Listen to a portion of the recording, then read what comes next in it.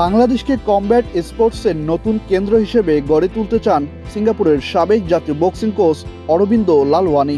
তার নেতৃত্বে বসুন্ধরা স্পোর্টস সিটির জুলকান ইনডোর অ্যারেনায় গড়ে উঠছে নতুন আন্তর্জাতিক মানের প্রশিক্ষণ কেন্দ্র, যেখানে লক্ষ্য থাকবে একটাই, বাংলাদেশ থেকে বিশ্ব চ্যাম্পিয়ন তৈরি করা।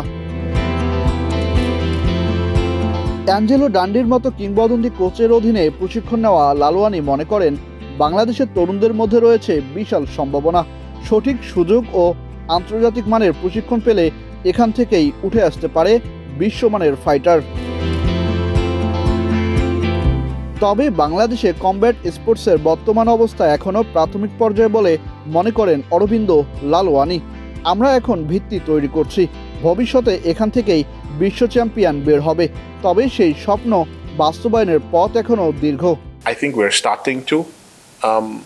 It'll take time to get a better understanding of it, especially like the rule sets and stuff, because we came in with just a fresh aspect and just like bang in your face. You've got boxing, you've got Muay Thai, you've got MMA.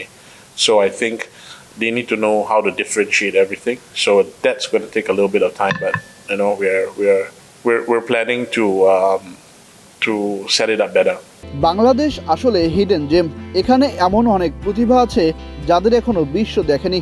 Combat স্পোর্টসকে সাধারণ মানুষের কাছে জনপ্রিয় করতে প্রচলিত ধারার বাইরে হাঁটার কথাও জানান অরবিন্দ।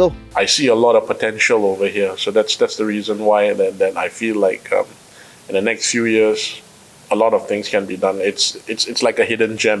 এছাড়া অরবিন্দ লালওয়ানি বলেন, যেদিন আন্তর্জাতিক অঙ্গনে মানুষ বাংলাদেশকে কমব্যাট স্পোর্টসের পরবর্তী বড় হাব হিসেবে চিনবে, সেই দিন আমি নিজেকে সফল মনে করব।